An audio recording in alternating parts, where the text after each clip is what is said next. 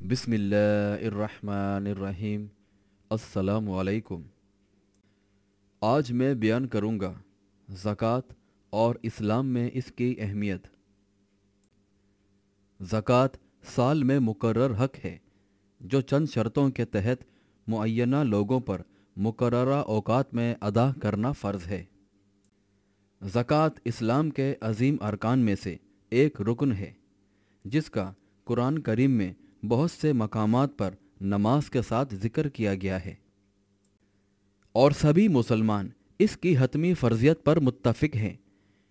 चुनांचा जो शख्स जानने के बाद भी इसकी फ़र्ज़ियत का इनकार करता है तो वो काफिर है और इस्लाम से खारिज है। जिस शख्स ने कंजूसी की या इसमें कोई कमी की तो वो ऐसे ज़ालिमों में से है जिसके लिए सख्त सज़ा और अज़ाब है। जैसा कि कुरान पाक में अल्लाह ताला फरमाता है, और नमाज कायम करो और ज़कात अदा करो।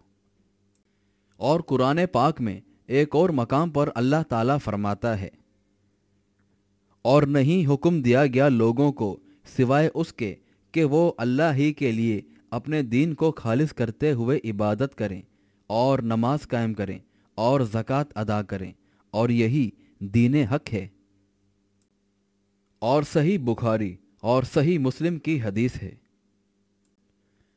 हज़रत अब्दुल्ला बिन उमर रज़ी अल्लाह ताला अन्हो से रिवायत है कि रसूल अल्लाह सल्लल्लाहु अलैहि वसल्लम ने फरमाया, इस्लाम की बुनियाद 5 चीज़ों पर है जिनमें आपने ज़कात का जिक्र किया। और सही बुखारी की हदीस है। हज़रत माज़ रज़ी अल्लाह ताला अन्हो के बारे में आता है, जब रसूल अल्लाह सल्लल्लाहु अलैहि वसल्लम ने उन्हें यमन भेजा तो फरमाया, अगर वो यानी अहले यमन तुम्हारा कहा मान लें तो उन्हें बताना कि अल्लाह ताला ने उन पर ज़कात फ़र्ज़ की है जो उनके मालदार लोगों से लेकर उनके फ़कीरों में तकसीम की जाएगी। और ज़कात की अदायगी ना करने वाले के काफिर हो जाने के मुतालिक इरशाद बारी ताला है, बस अगर वो यानी काफिर तौबा कर लेते हैं और नमाज कायम करते हैं और ज़कात अदा करते हैं तो फिर वो तुम्हारे दीनी भाई होंगे। इस आयत से मालूम हुआ कि जो शख्स नमाज कायम नहीं करता और ज़कात अदा नहीं करता वो हमारा दीनी भाई नहीं हो सकता, बल्कि वो काफिरों में से है। इसीलिए हज़रत अबू बकर सिद्दीक रज़ी अल्लाह ताला अन्हो ने नमाज और ज़कात में फ़र्क करने वालों और नमाज कायम करने के बावजूद ज़कात न देने वालों से जंग की, और सभी सहाबा कराम रज़ी अल्लाह ताला अन्हो ने मुत्तफ़िका तौर पर आपका साथ दिया था। बहरहाल ज़कात की फ़र्ज़ियत की बहुत सी वजूहात, अज़ीम मकासिद और मसलिहतें हैं जो किताब व सुन्नत की इन आयात व अहादीस पर गौर करने से सामने आती हैं, जिनमें ज़कात अदा करने का हुक्म दिया गया है, जिसकी मिसाल सूरह तौबा की वो आयत है जिनमें मुस्तहिकीन ज़कात का जिक्र आया है। इसी तरह वो आयत और अहादीस जिनमें आमाल खैर में माल खर्च करने की तरगीब आई है। बहरहाल ज़कात देने से मुसलमान के दिल पर गलतियों और गुनाहों से पैदा होने वाले ज़ंग का अजाला होता है, और कंजूसी की वजह से उसके रूह के अंदर पैदा होने वाले बुरे असरात ख़त्म हो जाते हैं, जैसा कि सूरह तौबा में अल्लाह ताला फरमाता है, ए मेरे रसूल, उनके माल से ज़कात लेकर उनको पाक करो और उनका तज़किया नफ्स करो।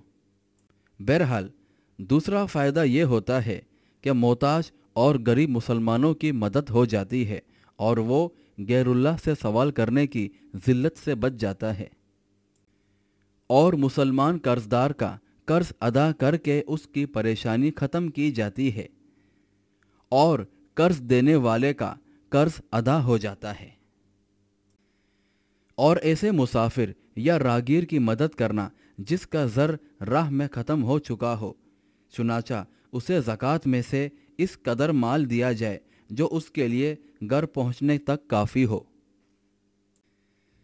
اور زکوٰۃ ادا کرنے سے اللہ تعالیٰ کی اطاعت اور اس کے احکام کی بجا آوری اور اس کی مخلوقات پر احسان کرنے سے مال پاک ہو جاتا ہے اور بڑھتا ہے اور ہر قسم کی آفات سے محفوظ ہوتا ہے۔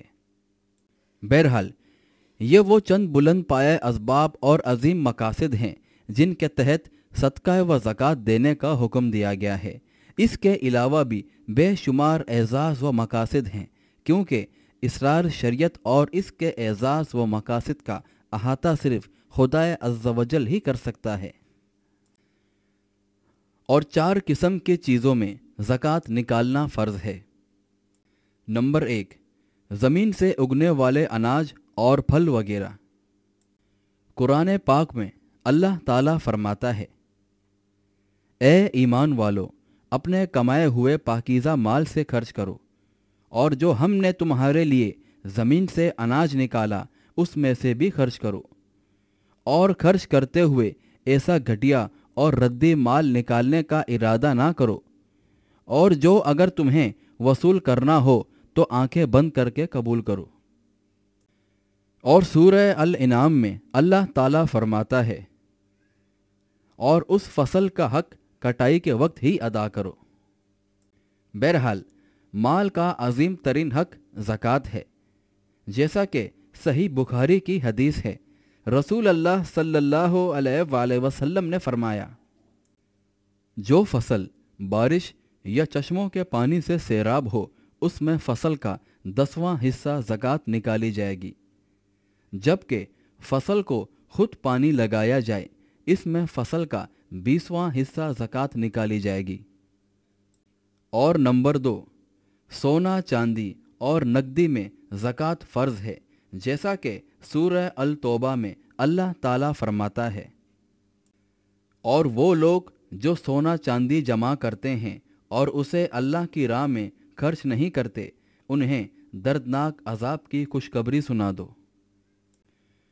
اور صحیح مسلم میں حضرت ابو ہریرہ رضی اللہ تعالیٰ عنہ سے روایت ہے کہ رسول اللہ صلی اللہ علیہ وآلہ وسلم نے فرمایا، جو بھی سونا اور چاندی کا مالک ان کی زکوٰۃ نہیں نکالتا، قیامت کے دن اس کے لیے جہنم کی آگ سے سلاخیں تیار کی جائیں گی اور ان کو جہنم کی آگ سے گرم کیا جائے گا اور اس کو داغا جائے گا، اور جب وہ سلاخیں ٹھنڈی ہو جائیں گی انہیں دوبارہ گرم کیا جائے گا۔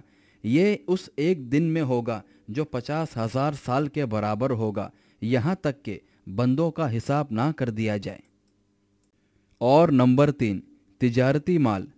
اس سے مراد زمین، جانور، سامان خوردنوش اور گاڑیوں جیسی ہر وہ چیز جو تجارتی مقاصد سے تیار کی جائے۔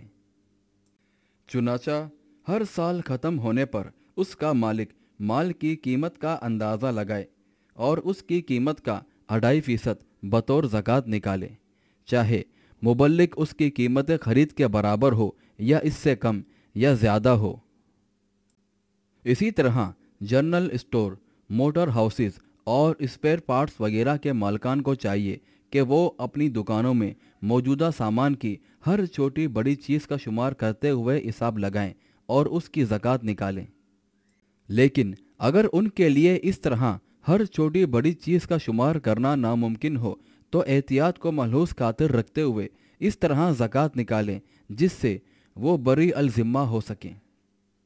نمبر 4، مویشی، جس میں اونٹ، گائیں، بکری اور بھیڑ شامل ہے، بشرط یہ کہ وہ جانور چراگاہوں میں چرنے والے ہوں، دودھ یا گوشت افزائش نسل کے لیے تیار کیے گئے ہوں اور زکوٰۃ کے نصاب کی حد تک جا پہنچے۔ چرنے والے جانوروں سے مراد وہ جانور ہے جو پورا سال یا سال کا بیشتر حصہ چراگاہوں کی گھاس پھوس پر گزر بسر کریں۔